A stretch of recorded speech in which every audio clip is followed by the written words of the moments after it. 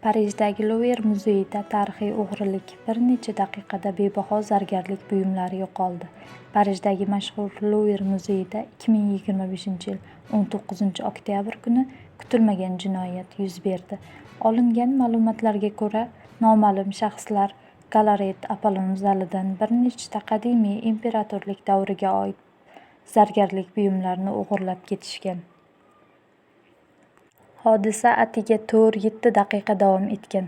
O'g'rilar o'zlarini qurilish ishchilari sifatida ko'rsatib, maxsus lift vositasida binoga kirgan va himoyalangan. Vitrinlarni buzib, qimmatbaho buyumlarni olib chiqqan. Shundan so'ng ular mototsikl orqali tezda voqea joyidan g'oyib bo'lishgan. Fransiya hukumati bu voqeani madaniy merosga qilingan zarba deb atab, keng ko'lamli tergov ishlarini boshlab yubordi. Luver muzeyi esa vaqtincha yopildi va xavfsizlik tizimi qayta ko'rib chiqilmoqda. Mutaxassislarning aytishicha, o'g'irlangan buyumlar moddiy jihatdan emas, balki tarixiy va madaniy qadriyati bilan bebaho hisoblanadi.